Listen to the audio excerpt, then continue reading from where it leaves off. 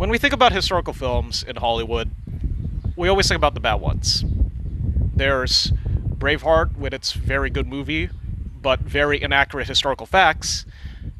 And then there's Alexander, where it's historically accurate, but it's a crap movie. However, as much as we like to make fun of Hollywood, there was actually a time where Hollywood actually got things right in terms of historical films. However, obviously that time is pretty much long gone. It was the time of the historical film Golden Age, which stemmed from the 1950s all the way to around the 1960s, 70s, and even some parts of the 80s. Amongst all of the great films of the time, there is this one film that I can't really blame for being underrated as it is. A lot of people nowadays don't really seem to remember it, and for even new historical buffs like myself, haven't even heard of it, but personally for me, I'm grateful that I've discovered it. And that film is 1960's Spartacus, directed by Stanley Kubrick.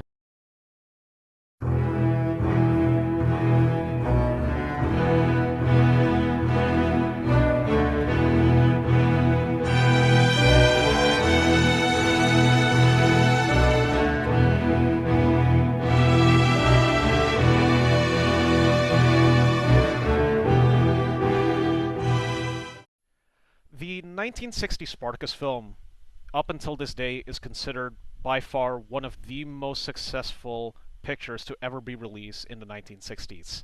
It was not only commercially successful with its initial release, raking in only like $17 million with its $12 million budget, but it also gained critical success, even winning several Academy Awards in the Oscars.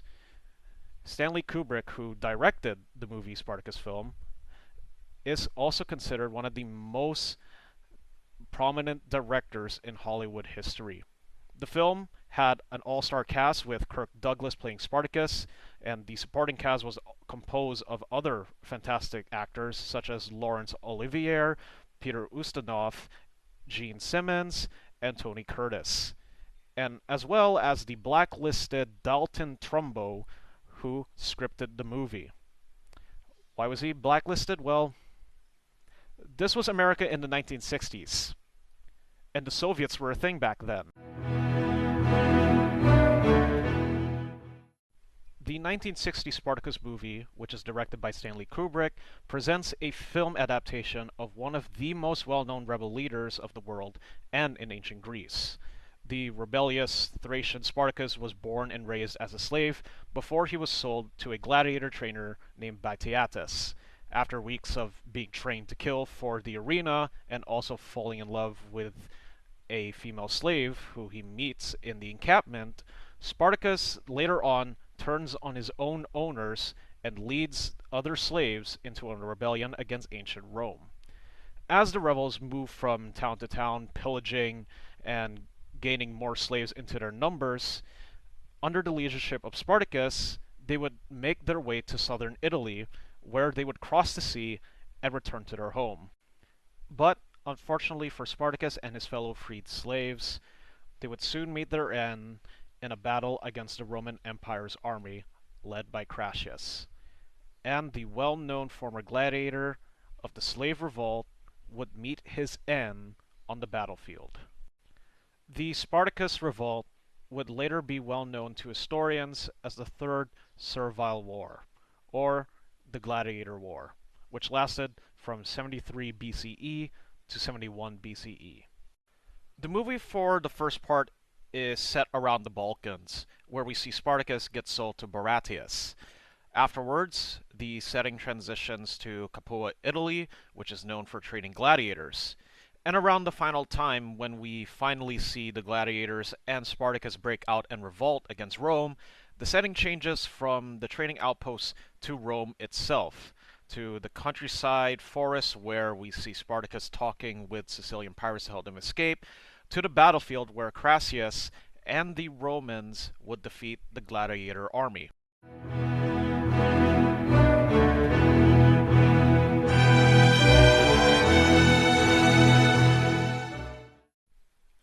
overall, the film gets a lot of things right in terms of clothing, the architecture, and even the weapons used by gladiators and the Roman soldiers, in forms of the nets, trident spears, swords, to the massive shields, and so on.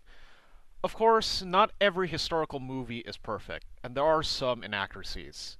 But the most major inaccuracy of them all in the movie was that in the film, Spartacus ended up being captured and crucified by the Romans. However, in reality, he died in the battlefield. Why did they have him survive to get crucified in the movie? I don't know.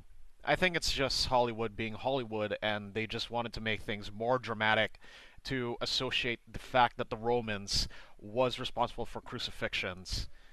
And it does make sense because this was the 60s, and America was pretty conservative at the time.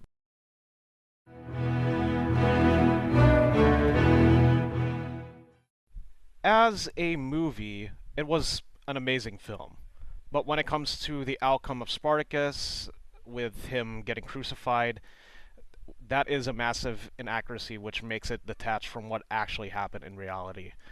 Another is the fact that most scenes of the 3 hour film seem quite unnecessary and it seemed just to be there to serve as filler, which made the pacing of the movie drag out a little bit far too long. But that was the style of movies back then, so by modern standards, its pacing wouldn't really work out today. Overall, the movie is an 8 out of 10 for being a great movie, but it gets a 7 out of 10 for historical authenticity and accuracy. Despite this, I would truly recommend this film for others to watch, but it should come with the warning that you should really take this movie with a grain of salt. I mean, it was much better than Braveheart.